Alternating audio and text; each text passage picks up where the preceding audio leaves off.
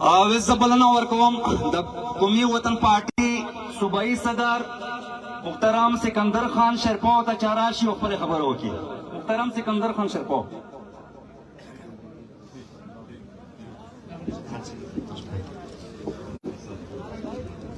اعوذ باللہ من الشیطان الرجیم بسم الله الرحمن الرحیم. دلته کې راغلي د لطیف لالا مرګرو مشرانو عزتمندو نن د ټولو پښتنو لپاره ډېر د افسوس او د غم ورځ ده.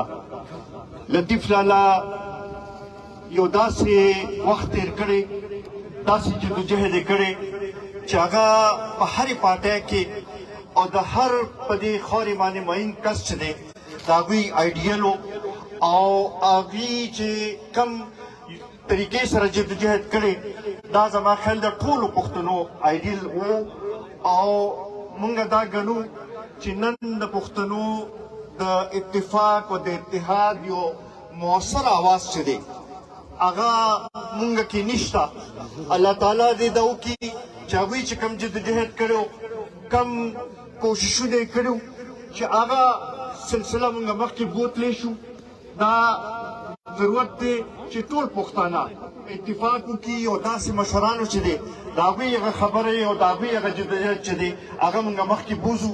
زه د قومي وطن پارټۍ د لخوا د خپل مشر جناب آفتاب خان شرپا صاحب د لخوا د لطیف لالا کورنۍ سره او د هغوی ټولو ملګرو سره مونږ اظهار تعزیت هم کوو، اظهار همدردي هم کوو او دا زمونږ ټولو مشترکه غم دی.